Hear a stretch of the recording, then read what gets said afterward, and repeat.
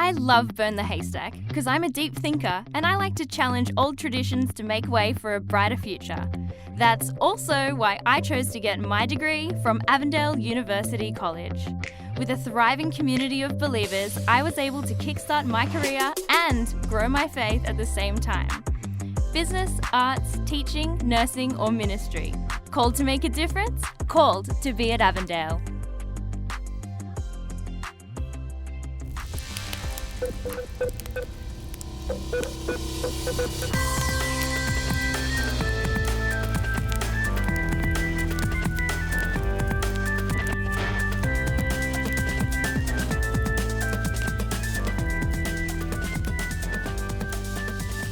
Welcome back to Burn the Haystack with Josh and Jesse.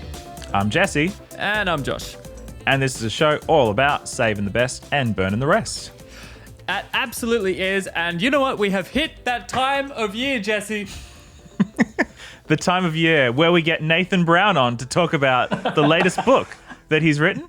Let's is all it the hum other? some Christmas carols in unison. Come on. Can you hear the sleigh bells ring-a-ling? Ting, You know ting, what? ting-a-ling? Anyone? Do you That's it. guys whistle?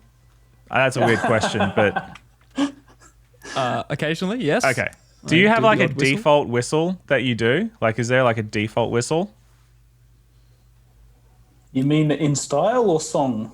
Like, is there like a type of whistle? Like, I'm not talking about like whether you put your fingers in your mouth or whether you don't, but like, is there like a tune that you like default whistling to? No, I think it changes every time I whistle now that I think about it. Right now, I'm just thinking about whistling the Sleigh Ride or whatever that song is. Okay. Okay. The one that just works for my whistling is the U2 song "Love Is Bigger Than Anything in Its Way." Oh, So obviously that's a relatively recent thing because that's only a year or two old as a song. Yeah. But since I saw them in concert at this time last year, that's one of my go-to songs. And so, that's pretty cool. And it's a good whistler. Yeah.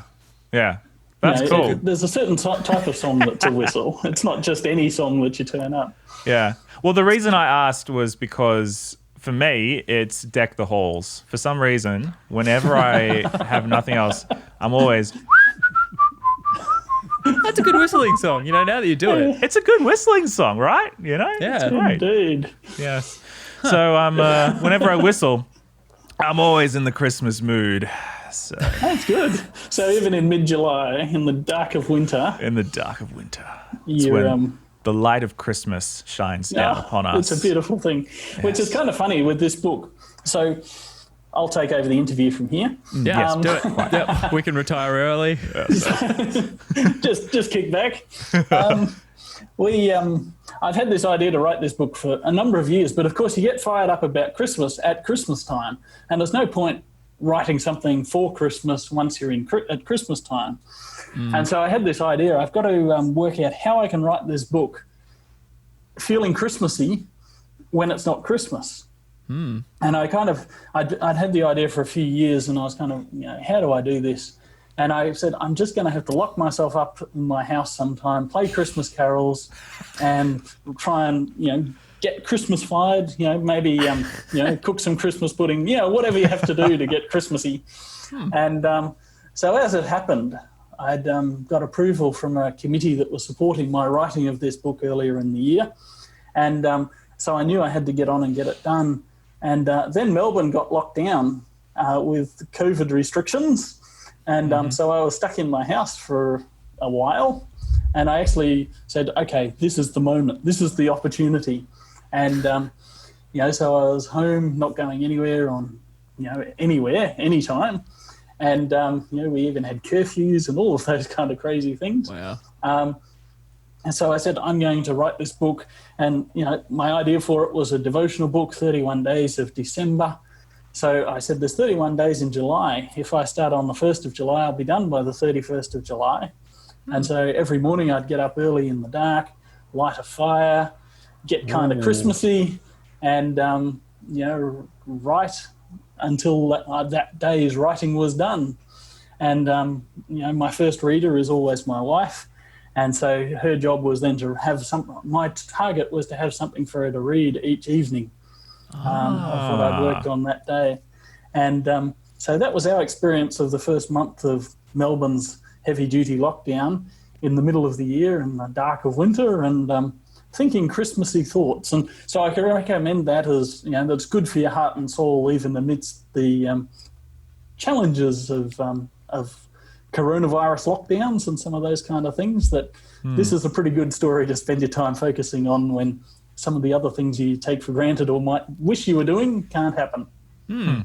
That's probably a real pro of writing something Christmassy, but in the Southern Hemisphere, because you could do it in winter here, and all the sort of Christmas songs and traditions and stuff in media and all, it's all obviously related around America, so it's all very like wintry based. So there's a bit of that.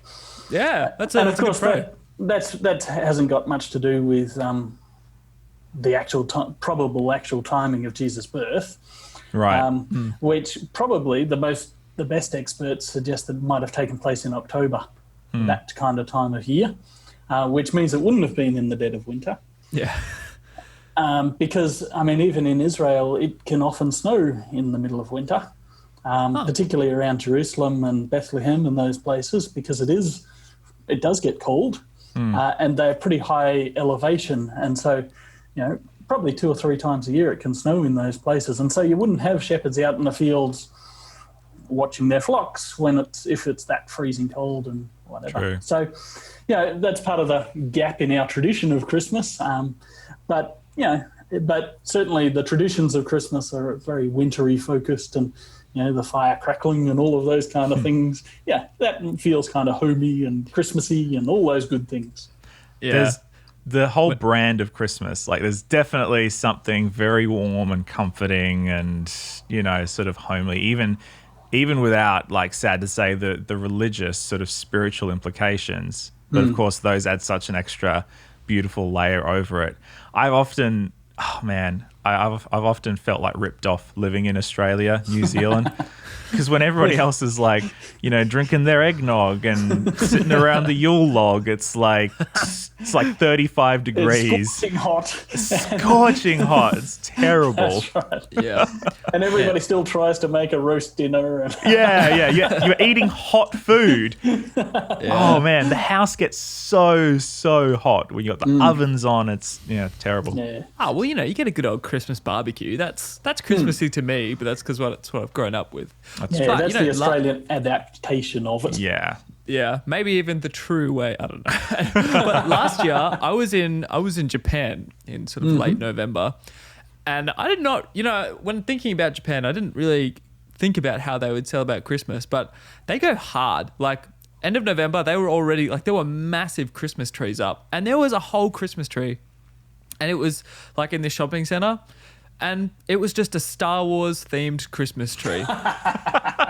Why? I don't know. Oh, I think the movie was releasing, but I'm like, okay, why not? And it was like enormous. I don't even know how tall it was. It was and the decorations were so like, and this is just at one random shopping center. Yeah. Somewhere in Tokyo. Like everywhere they were going hard. This is end of November. I'm like, man, I want to just stay here for another month. I want to see it hit the climax. I want to see it Christmas Day, but anyway, it was getting pretty cold by that stage. You wouldn't think that. Ready to head back. Were you telling me, Josh, or was it you that was telling me that it's KFC is like a Christmas tradition for Japanese people on Christmas Day? Like it's their sort of like Christmas roast? I think I was telling you that, but I don't remember now. But I think I remember.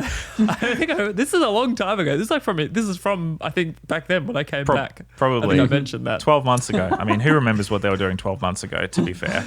There's been a lot between now and 12 months ago. I think we're all probably realizing that. Yeah. Okay. Hey, Jesse? So for the book, so let's get to the book. For those of you who a are book in all this. for those of you who are watching, Josh and I have our copies here. It is called Advent. I'll get the subtitle, Hearing the Good News in the Story of Jesus' Birth, by some guy named Nathan Brown. I'm sure he's fine. I'm sure he's great. Well, Josh Stothers said so who am I to argue? Well, Yes. like they were telling me in the middle, there is there is a testimonial from this man right underneath me right here, which is Yes. This is why every single haystack burner, all of you need to get this book, because Burn the Haystack has a shout out in it. Okay. It's like right in the very front page. well. Right I would there. like to say Josh endorses it. I don't endorse it. Josh does. So maybe a half endorsement from Burn the It says Haystack. Burn the Haystack, Jesse. So Burn the Haystack 100% endorses it. Everybody who likes Burn the Haystack endorses this book. Hard out. That's how it works. Well said. If Yep. you say so. If you say so. Jesse, get on board. I don't know. Maybe I just need to humble myself and get on board. So that's all good. So Nathan, tell us about the book. Where did the idea? I mean, you kind of already shared a little bit about where the idea came from, but really, why did you want to write a Christmas themed book in the first place? Did it start like that, or did it start in a different place? Well, Christmas is one of those things that happens every year. Is that a good place to start? Yes, I have also noticed that trend. It's recurring. And it's one of those occasions in our society, even in our very secular societies of Australia and New Zealand and some other such places, even Japan in its own interesting kind of way, that we'll stop and at least acknowledge something to do with the story of Jesus. And it's something we as a church have often recognised that, this is an opportunity for us to talk about Jesus at a time when somebody might be interested in listening.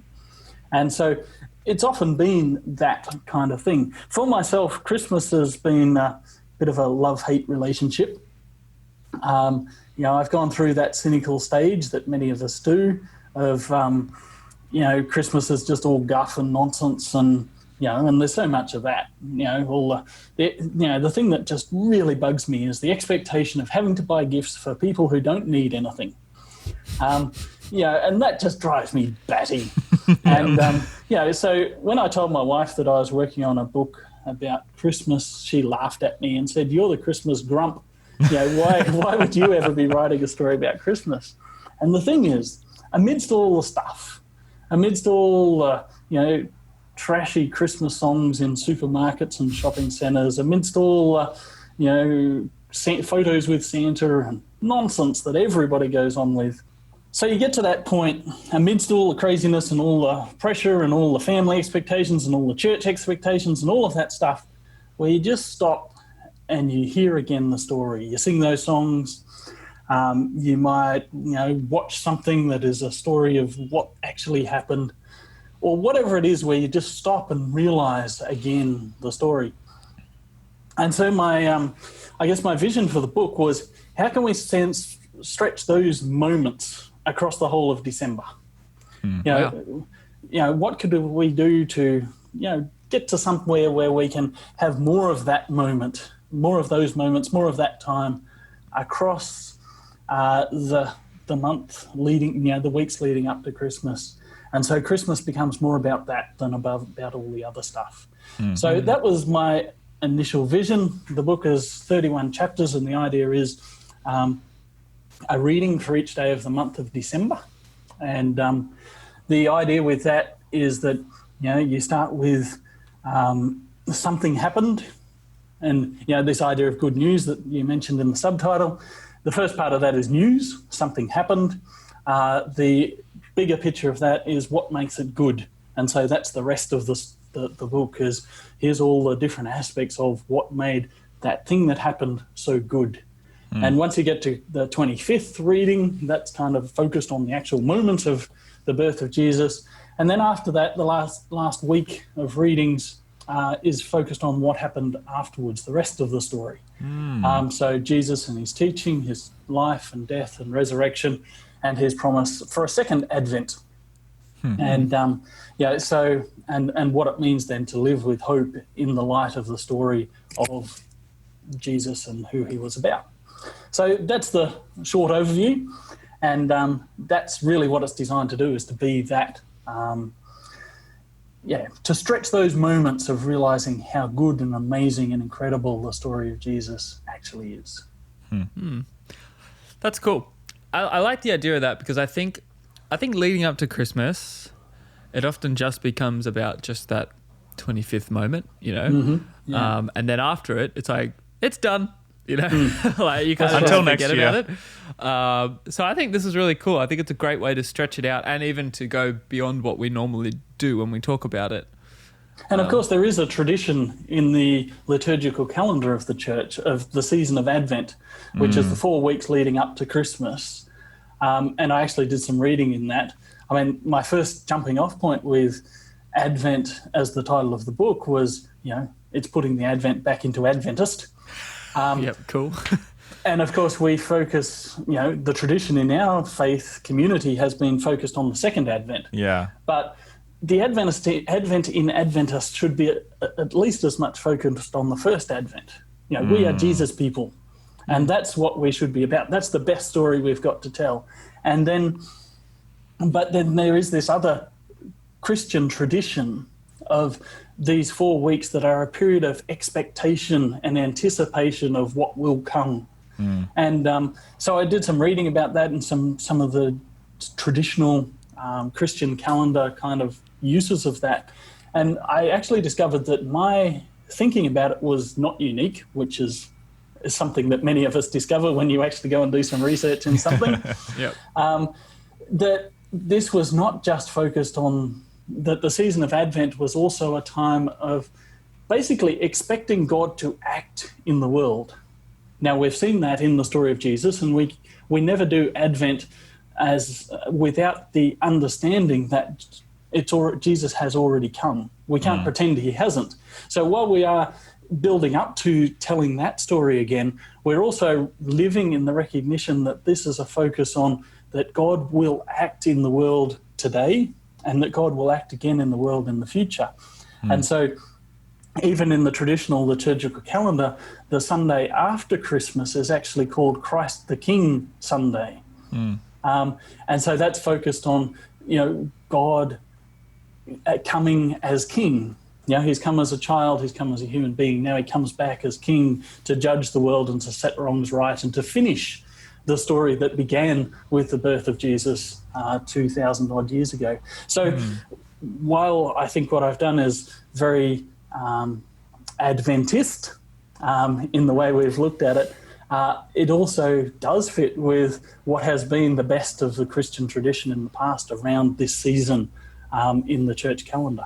You know what I love about that is, and forgive me if I go on a rant here. Brace yourselves, everyone. Here we go. When you think about Adventists, what liturgy do we really have apart from the quarterly Sabbath school? Like, we don't really have much in the way of liturgy, and I think our early church fathers were pretty intentional about that. Our early church fathers and mothers, they didn't want that sort of. I don't know. Maybe they thought liturgy was Catholic or something like that, but the truth is that liturgy is found in so many denominations outside of Catholicism, and even if it is Catholic, then, okay, in my opinion, who really cares? Like, it's just because salvation is also Catholic, Jesus is also Catholic. You can make anything Catholic if you want to.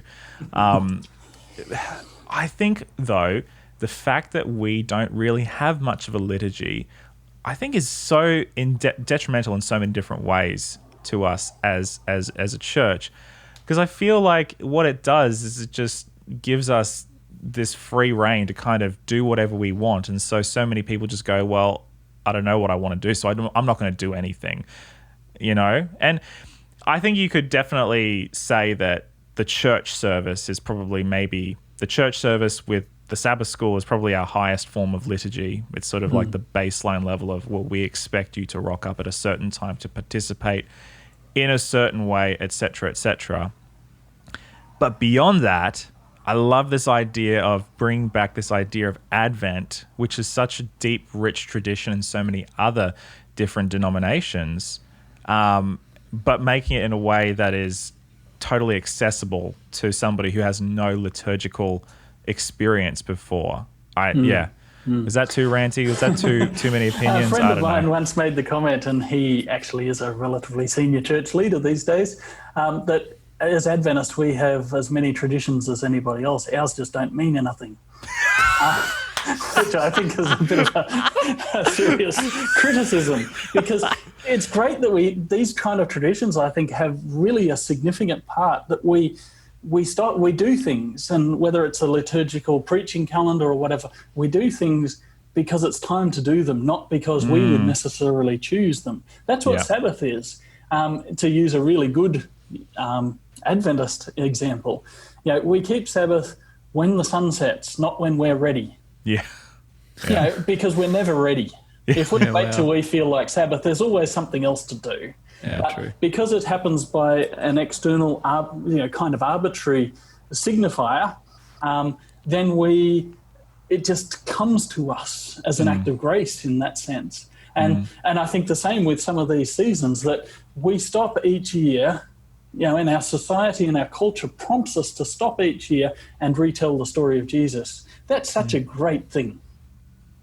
Absolutely. Because if it was up to us, we'd just be busy and we'd keep going along, and we might not get to it for, it might not be every 12 months. It might be every 18 months that we came back to it. Or, So again, this idea of a season where we say, this is what we do, simply because it is this season, is a really good, even you could call it a spiritual discipline in that sense. Because I think we stop and tell it again. We need that reminder of actually to practice our spirituality in a way that reminds us of what it means to be human and what it means to relate to the divine and the way the divine actually interacts with us on a spiritual level. Yeah, and even if you go back to the story of Christmas or the story of the birth of Jesus, which I've really focused the book on the story of the birth of Jesus rather than the story of Christmas, and I've been careful in my language there, because Christmas is kind of just an excuse to retell the story of Jesus, and the story of the birth of Jesus is the preeminent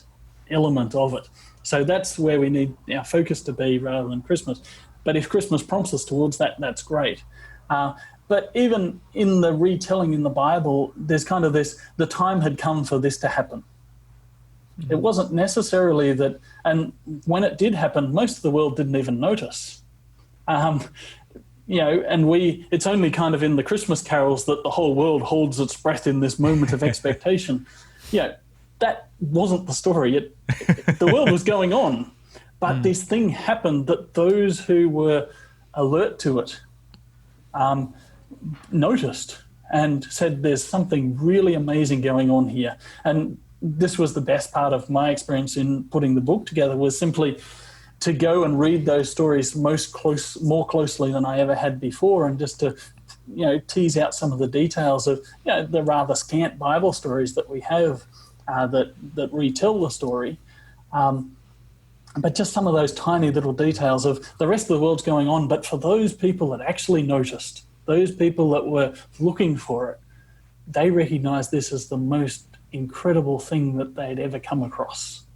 That, the stories of, the song of that Mary sings when she goes to visit Elizabeth in Luke chapter 1, there's these two peasant women in this tiny little village, that we don't even know the name of the village, somewhere in the hills of Judea.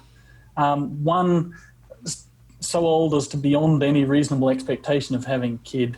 The other, someone who shouldn't have been pregnant, and it was a scandal that she was. And they sing this song about how their two boys are going to change the world. It's just ridiculous. Except the fact that we know they sang that song proves the significance of their boys and what they were about. And, there's no reason we would ever have known those places, those names, those stories, except that something really significant happened. And that's where to me, the ultimate picture of incarnation, Christmas, for all the junk that is associated with it and heaped on top of it, and all the layers of culture and sentimentality and all those things, the fact that this story still resides there at the heart of it is the ultimate incarnation. Something of eternal value and significance and world-altering whatever that kind of just buries itself amidst all this cultural nonsense. That is Christmas, and that is what incarnation is about. It's a lot of people, and it's one of these things that gets brought up all the time, that that Christmas is, a pagan festival or whatever. And that's actually been largely rejected by many historians these days, that actually that's a cheap shot and it probably doesn't add up. But the picture of a pagan festival becoming, even if that was the case, a pagan festival being then adapted to Christian purposes, that's far less of an outrage than God becoming human. Because God becoming human is ridiculous, it's blasphemous, it's nuts, except it happened. And then that's the central miracle that is the story in the story of our world. Wow. Yeah, when you actually compare them, it seems pretty ridiculous. I don't think I've ever actually thought that through. No. Yeah. Wow. I think just the chaos we see around Christmas, I think amplifies people's issues with it even more, because even if they don't necessarily fall into the it's pagan so we shouldn't do anything about it camp, the other side is it's just a consumeristic it's still very easy to be cynical. Yeah, for people it is an easy time of year to be cynical, especially if you've had a negative experience around Christmas and then it starts to carry in to every other year. Yeah. And I guess my pushback on that is to say, yes, it is easy to be cynical, but we're not called to do the easy things. And the best act of resistance we can do to whether it's the paganism or the so-called paganism, my air quotes won't work so well in an audio format, but the paganism or the consumerism or the commercialism or whatever else you might object to Christmas, that's the easy thing to do, is to be critical of that. The hard thing, and perhaps the most significant act of resistance, is to step up and say, no, I celebrate Jesus. That's what it's about. That's the core of it. I quote a funny little story from C.S. Lewis in the book, where he was talking about how, and he was talking from his Church of England perspective about the Feast of Nativity, as comparing that to the secular Christmas. And he told a story of a woman on a bus that I think his brother overheard, and they were driving past a church, and this woman sees this nativity scene out the front of the church, and she goes, "Oh, they're trying to drag religion into everything these days, even dragging it into Christmas." And that's kind of a humorous example, but a true example of the ignorance that surrounds this. Yeah. And so there's almost a blank slate when it comes to the opportunity we have to reclaim the story of the birth of Jesus in this context. We can say, this is the story that matters. All the other stuff, there's lots of good things around Christmas, and because we don't have Thanksgiving in our part of the world, often Christmas becomes that kind of double thing where families get together and where you actually look back over the year and are grateful for the good things that you've done, and you catch up and you spend time in that kind of way, and you have good food and all those kind of things, and that's just wonderful. There's so many good things about that, but this bigger picture of there's a story at the center of it that actually, if we just give it the chance, changes everything. Yeah. I'm wondering, 2020, if you'd written this book in another year, do you think it would be different than writing it in the context of the year that's been? How do you think that it's different by what's happened this year? Or do you think it would have been the same book had you written it 2019 or 2018 or 2017? That's an interesting question. It certainly was easy to. It was one of those good things that redeemed my experience of lockdown, and I can look at that and say, "Hey, this is something that really not just was a good outcome of it, but actually helped me respond to the difficult times that we were all going through, and as a community we were going through." So that's one aspect of it. It helped to get done in a hurry because there was a few less distractions. Yeah. But I think there might be an extra sense of urgency to it, and I don't mean that necessarily in an apocalyptic sense or something like that, but simply that amidst all the things that have gone on this year and all the headlines and all the things, all the craziness. And by craziness, I don't mean the things that, just the things that have happened, but some of the things that everybody's been speculating about happening, and all the conspiracy theories that have, filled up too much of the time of our churches, and the thinking of people that should know better. That this is actually the most important story we have to tell. I was disappointed with some parts of the church that our first impulse when, a significant thing like a pandemic started to happen across the world, that our first impulse was to reach for the book of Revelation rather than the stories of Jesus. Because the book of Revelation, well, firstly, there's nothing about pandemics in it. That's the short version. And so a lot of people that have rushed to that, if they're honest with it, will be disappointed. But when you go to the story of Jesus, that is actually the thing that says this is how you live well in difficult times. This is, the basics of what Jesus taught about how to care for others, about how to not be afraid, trust in God, trust him for your, that he'll provide the things you need for your lives, trust him that he's in charge of the future, that he's got, that he's active in our world, expecting him to work. Again, that anticipation of Advent is to expect God to act. That's the reality that should be our first impulse when we're faced with tough times, whatever they may be.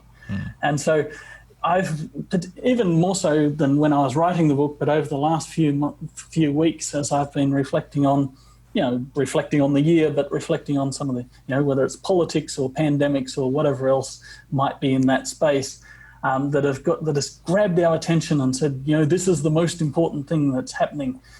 I think that, again, it's an act of resistance to come back and say, the most important thing I've got to say is to retell the story of Jesus.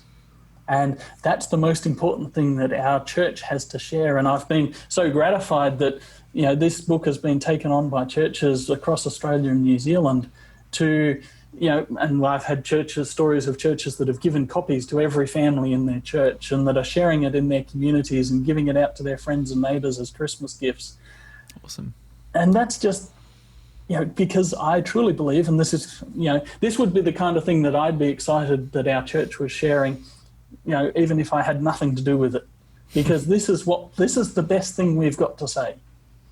And this is the most meaningful and world-changing thing that we've got to say, whatever the circumstances.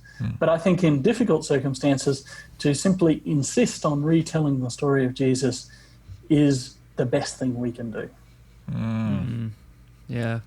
I feel like this year, more so than ever, we need to lean into that rather than lean into our classic cynical selves, I don't know, we see it all over our denomination, but maybe this year can be the year that we just say, look, let's just put all that aside and let's come back to that story that we need to tell, and we need to tell afresh, tell it in a way that makes sense to a current generation, tell it in a way that makes sense to a 2020 person.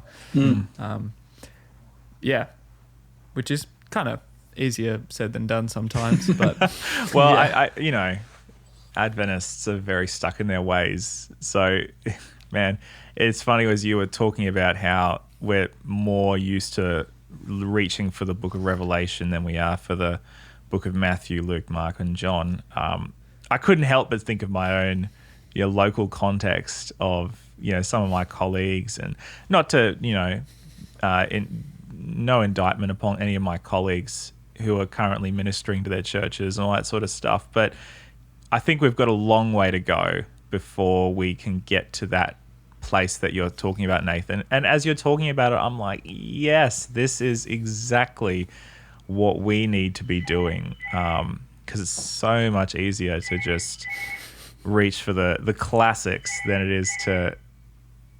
Because telling the story of Jesus, as you say, it's not just about telling the story of Jesus, it's about inserting ourselves into the way of Jesus and seeing ourselves in that place.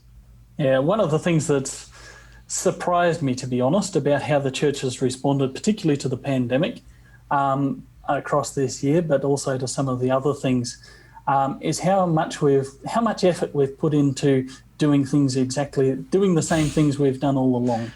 Just harder, just going harder, Yeah, or even we think we're being innovative just because we're doing it online. I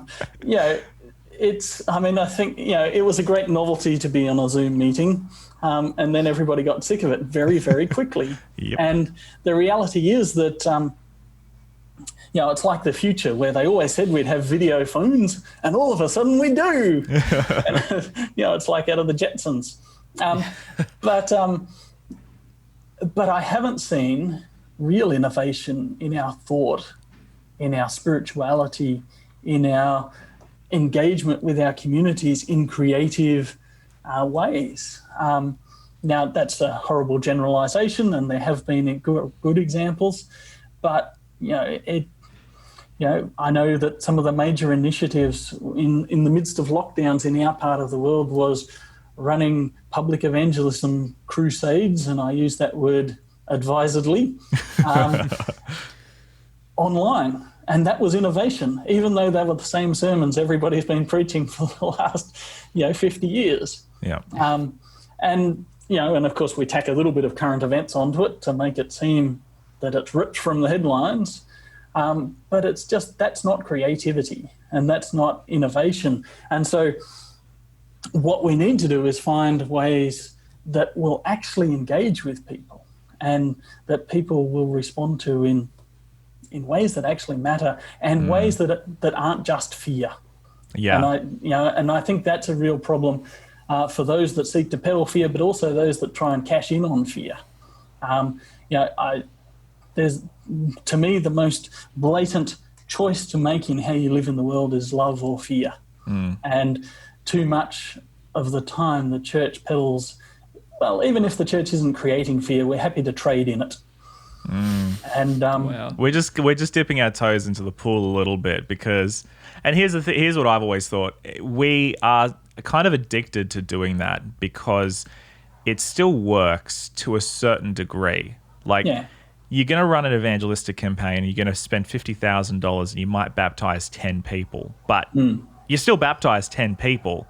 And they might already come preloaded with some pretty intense conspiracy theory leanings, but that's okay because we baptized 10 people. And who can put a price on a soul, brother? That's exactly right. Apparently $5,000 per person is the price. Is a reasonable return, right? But I don't think that we are. I don't think that we are brave enough yet to fully embrace what you're saying, because I think what we've been doing has been working, even though it hasn't been working well. I think it still works, but it just the ROI is so low.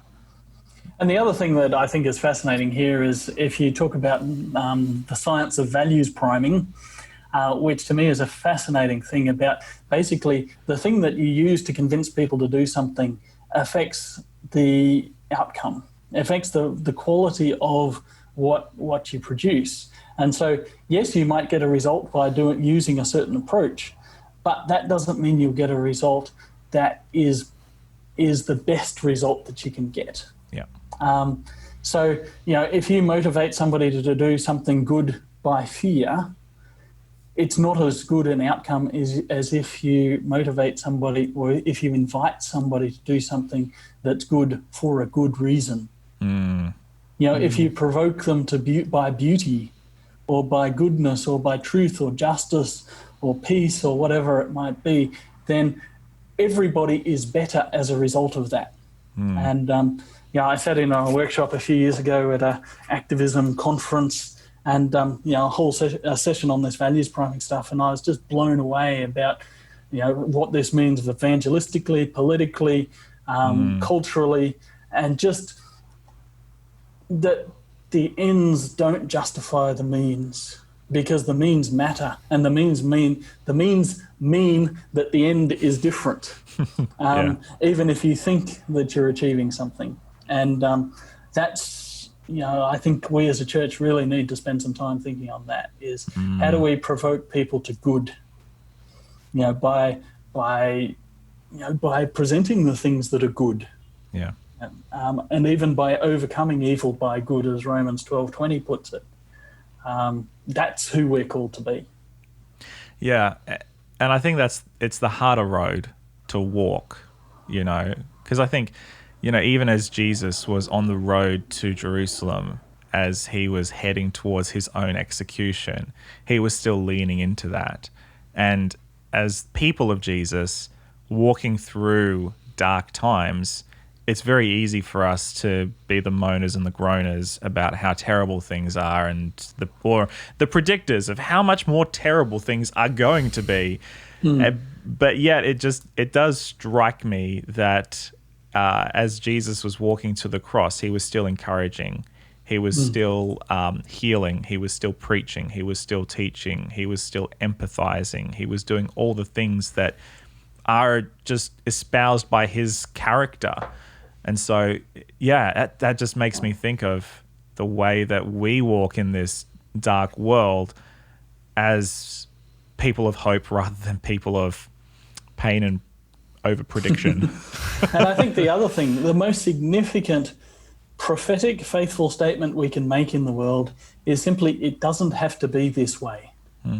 To me, that's drawing on the best of the Hebrew prophets. They predicted gloom and doom a lot of the time, and judgments and really harsh stuff against the idolatry and injustice that the people were doing. But almost always their message came back, it doesn't have to be this way. And I think that's the most profound thing we can say in the world today when we confront injustice. And this year, the other thing that a lot of people have spent some time on has been, the Black Lives Matter protests and some of these things.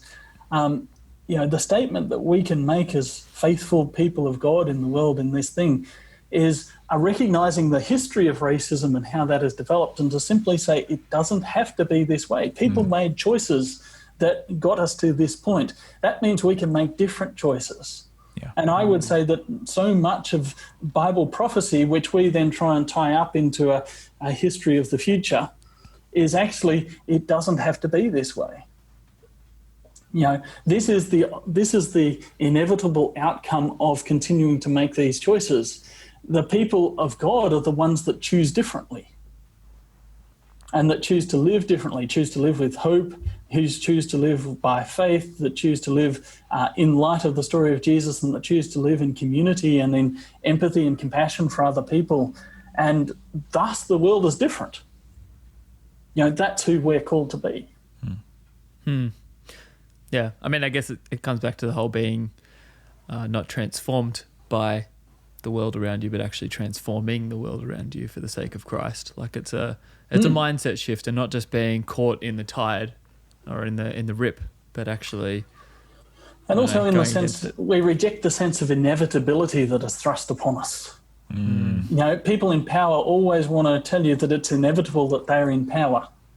And people, and the evil in our world, one of the ways that it is perpetuated is simply by this kind of, tacit acceptance that it's just the way the world is. And so our call as people of God is that we get this alternative vision of what the world was intended to be, what the world will be, which changes how the world is now. And thus, in the light of that, we're called to live and to serve and to speak. Interesting. Yeah. And I think that sense of inevitability, that's not even really a core value of Adventism, especially when you come down to the whole like Calvinism versus Arminianism thing. Like we're huge on freedom of choice, and the whole great controversy is that there's this battle raging, and you have to choose who you're going to serve. That's right. Man, I can't believe I jumped into the great controversy from that. That is so not a normal thing for me to do. But it's so like... But when you put it into that, that's exactly where we are. Like we're not supposed to have that just... Yeah, sense of the fatalistic. I'm really just linking this right now. Yeah, fatalistic. That's not us. Beautiful. I like seeing those connections made. Yeah. No, thanks, David. You're exactly right. And I think that's if our freedom of choice matters, then that means that we choose things every day that change how the world is. And that we are a part of shaping the world. We may not have massive influence, but we do all have voice and influence of some kind. And that makes a difference, that our world must be better because we are here as people of God. And that and there are people in the world that desperately need the world to be better. So true. I had a question about how to use the book. So, a book. We keep losing sight of this. Is I'm supposed to be the author that keeps plugging the book, but I'm not very good at this, am I? I love these rabbit holes. It's great. It's great. No, so obviously you can read this as a devotional. You can read it with a partner or with your kids. How are you seeing the book being used? How would you suggest the book be used apart from the obvious applications?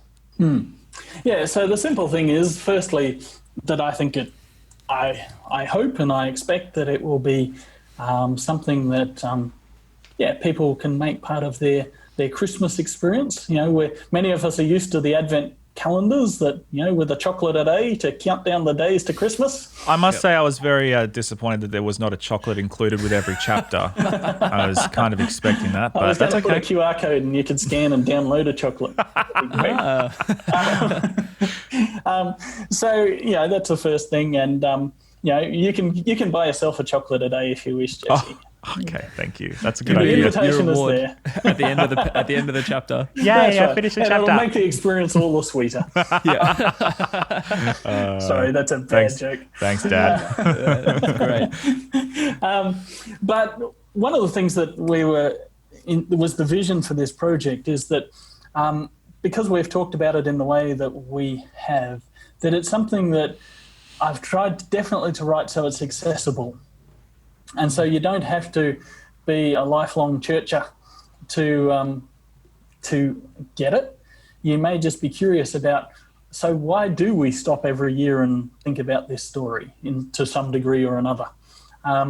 And so the book opens with an invitation to say, if you've never heard this story before, here's a couple of Bible bits you can read just to get you into it, and then, just give us a chance to think about, why this matters if it's true.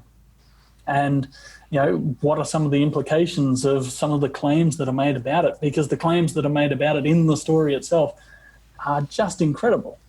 They are so remarkable that, they probably deserve at least a little hearing. So that's the invitation. And we designed it prettily, that it looks like a premium gift. It looks great. Yeah. Beautiful Honestly, it really gold looks foiling nice. on the cover. It's amazing. I feel So bougie just having it in my collection. That's it. So the idea is that if you have a neighbour, a friend, a family member, someone, even a community leader, and a pastor in another church, your local mayor, whatever, that you want to just give a gift to at this time, and Christmas is the time when we do those things, then, that it's designed to be a book that will be accepted in that way. And every part of what we did in packaging it in that way is to make it look premium, to make it look like somebody cared. It's even on thicker paper than most of the books that we publish, just to make it feel a bit classier. We got an endorsement from Tim Costello as a prominent Christian but public Christian leader here in Australia, with the view to, that's a name that when somebody picks up the book or they unwrap it, then when you've given it to them as a Christmas gift, they go, oh, I know who he is. I've seen him on the news. I might have a look. And Tim was very generous in supporting the project by that way. So the idea is that, and often as a church we've done, focused on mass sharing of, let's letterbox every town with a copy of, every house in town with a copy of this book or this tract or whatever. But my vision for what people would do with this would be meaningful sharing. Sharing that is in the context of a relationship, that you're making a commitment to being there to have a conversation with the person once they've had a look at it in a few weeks' time, or that kind of thing where it's in the context of a relationship, so it actually matters rather than just being junk mail. And that, I think, comes back to it. Actually, the idea of the book is that it looks like somebody cares about what it says, that it's valuable, and that it's the kind of thing that because somebody else took it seriously, you might take it seriously too. So even in its presentation, we've been very intentional in making it look like it matters. That's very cool. So can churches use it? Do you reckon, was there some intentionality for faith communities to do collective sharing together with it? Yeah, and so I've come across a few churches that have given out copies to every family in their church, and then have extra copies so that once those families have had the chance to have a look through it and get to know it a little bit, that they will then, here's some extra copies if you want to give one to your neighbour or your school teacher, your kid's school teacher or whatever it might be. There's so churches are using it in that way, and then planning to work through it across the month of December, so that every family in the church has that book. They're working through it. They're discovering it together. Also, there's a few churches around Australia that I'm aware of that are planning Christmas, public Christmas programs. Whether it's a worship service, and they're using the branding from the book. So the title and some of those kind of things for their, social media images or their advertising or whatever, and connecting it to the book. And so if you come along, we'll give you a copy of the book as a Christmas gift. And I believe the Wahroonga Church in Sydney is planning a big Christmas carol-y kind of program, and it's going to be themed or going to use this as an aspect of it as well. So quite a variety of things, and pretty excited to have it used in that way. It's, again, as I said earlier, it's the kind of thing that I'd be excited to see our church printing, sharing, whether I had anything to do with it or not. But also just, it's a privilege to be, something that you've laboured over in such a personal kind of way, but then to see, thousands of church members, heaps of churches getting involved with, getting excited about it. That's pretty cool. Very cool. Yeah. And you did touch on it, but the language on it, I was really impressed at how, because I always keep a very big eye out for like any media that uses too much sort of Adventese, it's just like all this Adventist language, and you'd only get it if you're an Adventist. But I found the language in this book, like anybody could get it, and I think that's awesome. So I think it would make a good like gift, and I was actually thinking about people that I would share it with, and they would just get it. Like it's not. Yeah. It doesn't. I wouldn't even say it uses Christianese really. Like it's really open language, which is really cool to see, because often our media does not do that. So, yeah. Again, that's very intentional, and that's what we tried to make it. And to me, one of the most gratifying things was my wife, who's not somebody who's your average literature sharing church member, in that traditional kind of sense. Yeah. She told me she wants a couple of copies to give to a couple of her friends. And cool. I was just, wow. Well, I actually said, oh, wow, that kind of took me by surprise. But she said, because it's good. And, it's, it is accessible to those people, and I care about them, and I think that this is a good thing. And so sometimes your greatest gratifications are closer to home in that sense. And, it's nice that people out there are using it, but the fact that my wife believes in it, that's pretty cool. Oh, yeah. When the spouse is all in, you're like, yeah, this is definitely actually good. That's right. It's awesome. So good. Hey, so one of the other great things that's happening with it, sorry, Jesse. No, you go. One of the other great things that's happening with it this year is with all the COVID restrictions and some of those kind of things, we haven't been able to do the Road to Bethlehem thing here in Melbourne in the way that we traditionally have done. Road to Bethlehem has been, over the past 25 years, a sort of walk through nativity play, immersion experience in the story of Jesus' birth. It's been just one of the best things that our churches have done here in Melbourne over that 25 years. Has traditionally attracted tens of thousands of people through it each year, in groups, large groups coming through and just walking through different scenes of the story. And it's something that I've had the privilege to be a part of over the past 7 years, I think I worked out. Wiseman number 3. Really the key Wiseman to the story, I which some kind of would think, say. yeah, I think it's probably almost the pivotal role of the entire story. Yeah, definitely. Because they do have some of the best lines about, the prophecies that pointed them to this baby and what it actually means and why it matters. Yeah, so that's just my little plug for the significance of wise menning. But it is an acting role because I have to act wise. But this year we're doing it as we've filmed it, and it will be as on the 13th of December will be a premiere online experience. And that's been something that to me has actually been a spark of my growing appreciation of the story over the past few years, which has contributed to the book. And I think I even referenced my experience as a wise man in one of the chapters in the book. But just to be immersed in the story in a unique way, to work with a team of people that are just so passionate about telling the story each year, but also to see the thousands of people coming through and responding to it, being captivated by it and being open to it. And so this year, as I said, we've filmed it. You can register so that you can be part of the premiere at roadtobethlehem.org. And that's available from anywhere in the world, of course. I think there's very few Road to Bethlehems that are happening because of the COVID challenges and restrictions and some of these kind of things. And so this is the replacement event for it.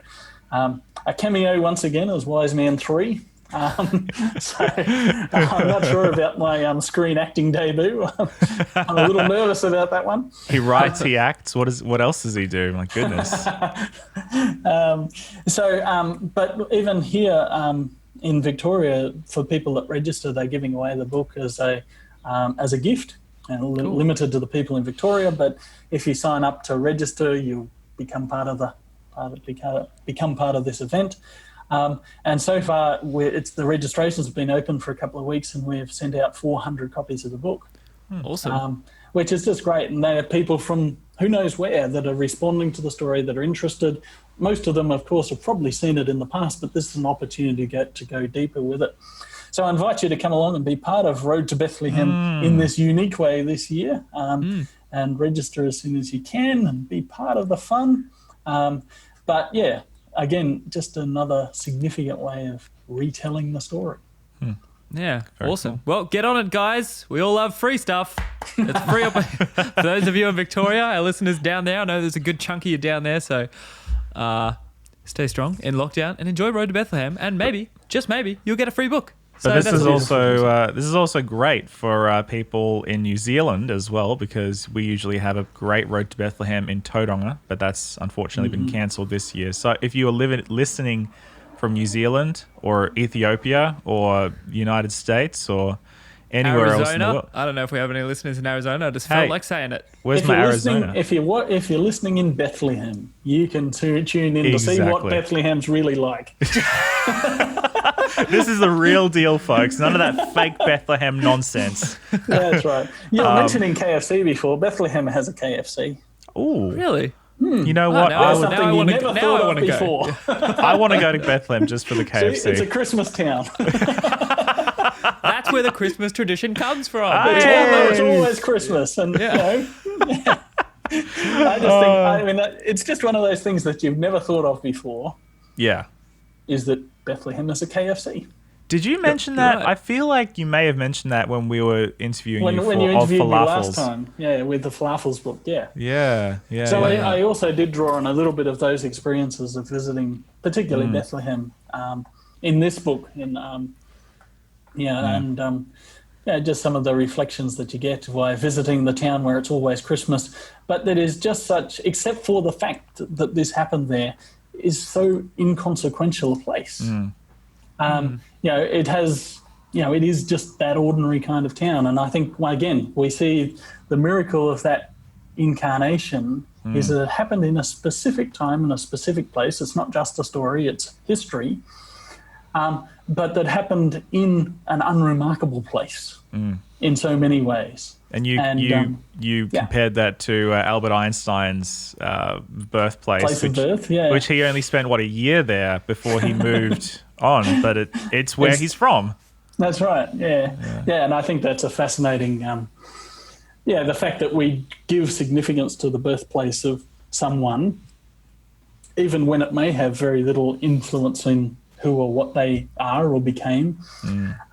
So really it's a reflection back on who that, we give significance to the place because of who the person was, not the place doesn't give significance to the person. Yeah. So it's I am fascinated by that idea of why we would visit the birthplace of Albert Einstein, for example, which I did by accident, because I was going to see the tallest church in the world. So there you go. In the same town. What a coincidence. So do you guys think Mary and Joseph stopped at KFC on the way through, or on the way out? Maybe while they were there, traveling through. Where else are you going to stop, right? This is the part where the podcast goes downhill. It's probably a good place to do a U-turn. Let's head out of here. Turn the donkey around. Turn that donkey around, everyone. All right. Awesome. No, well, thank you so much, Nathan. We really appreciate it. Anything else you want to add about the book before we wrap up? Yeah, so we've talked about churches sharing it and all those kind of things, but the simplest thing is to buy yourself a copy, available from almost any book retailers. If you're listening internationally, the best and cheapest and easiest place to get it is either bookdepository.com. Just look for Advent Nathan Brown. There's lots of books if you look up Advent. There's lots of books if you look up Nathan Brown. Because there's lots of other Nathan Browns in the world that have written books.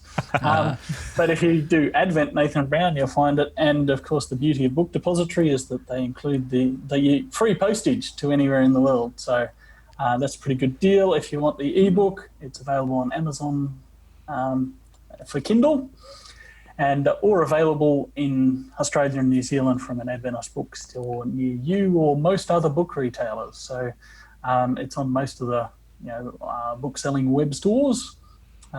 So grab yourself a copy, buy one for everyone for Christmas, because it's all your Christmas shopping needs solved in this moment. If you just get a box full of books, everybody gets a book. It's really, really simple, and books are always easy to wrap.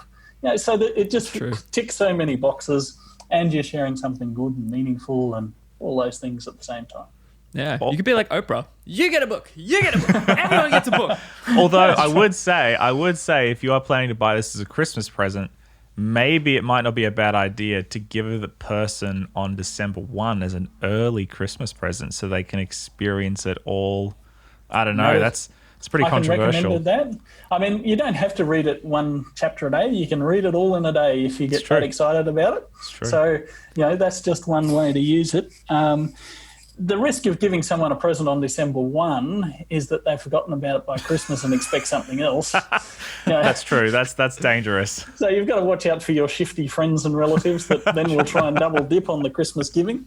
But you would look super organised. That's a pro. You would, indeed. Yeah. And I've even had some people suggest that they're going to send them instead of Christmas cards this year. Oh, that's wow. cool. You can just write a happy Christmas greeting in the front of the book, and it's relatively postable, and there's a simple way of sharing something good for Christmas. So and you're only limited by your imagination. And if people want to check out some of the other books that you've written, would they be better off going to Book Depository or the Science website? What would be the best course of action if they want to check out some of your other books?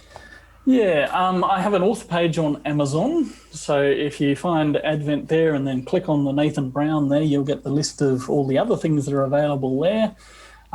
If you go to one of the Adventist Book Centre web stores in different parts of the world, you'll find a few different titles there. Technically, I think this is my 17th book with my name on the front of it. Wow. So there's a little bit of a back catalogue that's starting to grow, and that makes me feel old, and, all those things. But should make you feel accomplished, man. That's cool. It's a nice shelf on my bookshelf at home. Definitely. My books. That's a fun kind of thing, and it's fun to look back on. The other thing with this book is that this now gets me to 100,000 books in print. Wow. So total print runs across all of those. So that was a little bit of a milestone that I was kind of, oh wow, that's kind of cool. Congratulations. Really cool. Yeah. And most of that is just, I see it as a privilege, and it's more a privilege than an opportunity. that I've just had all these incredible, opportunities. I think I said more a privilege than an opportunity, more a privilege than an achievement. Right. That makes more sense. So it's more a privilege than an achievement. I've just had some incredible opportunities over the years, and you just keep trying to do the next best thing. And as those opportunities come along, and the biggest thing is where people pick up something and go, that really helped or encouraged me, or that made me think about something different, or that's the real privilege. Even a step more is that people take it seriously and engage with it, and they buy one for somebody else, and that's a pretty amazing thing for someone to commit a little bit of themselves in saying, I recommend this to you, and I think this could be helpful or encouraging or whatever it might be. So I think again, 2020, it's been a year. It has. We get back to we get invited back to the core of what it's actually about when we simply stop and recognize Jesus. And that's really what this is an invitation to. So good. Really good. Great place to land the plane. Hey, we'd love to hear what you think, everybody. So send us your thoughts and questions. We'd love to hear it all. And of course, the best place to find all things Burn the Haystack is burnthehaystack.org. That's where you go. There's links to all our social and a way to contact us directly through there. And if you haven't already, hit that subscribe button wherever you're listening or watching online. If you'd like to help us get this podcast out so we can have more awesome conversations with Nathan and many other beautiful people just like him, leave us a rating or review on your podcatching app of choice. And if you would like to help us out even more, you can even buy some merch on our website. So that's also on burnthehaystack.org. Buy yourself a t-shirt, get Nathan's book, wrap the book in the t-shirt, use that the t-shirt. Would be the ultimate Christmas gift, wouldn't it? The ultimate. Really A copy of collaboration. Advent wrapped in a Burn the Haystack t-shirt. It's critically acclaimed gift, really. Yes, be fantastic. Yeah. In fact, you could make a whole advent calendar out of them, and every day you just open a new shirt. And It's like the Christmas gift giving version, the Adventist Christmas gift giving version of the Turducken. The book inside the t-shirt, inside the jumper, inside the Haystack jumper, obviously. Yep. It's starting to sound as much of an abomination as a turducken. Awesome. All right. Well, Great. Thank you so much, Nathan, and thanks everyone for listening. Stay awesome, stay beautiful. That is Josh, Jesse, and Nathan out.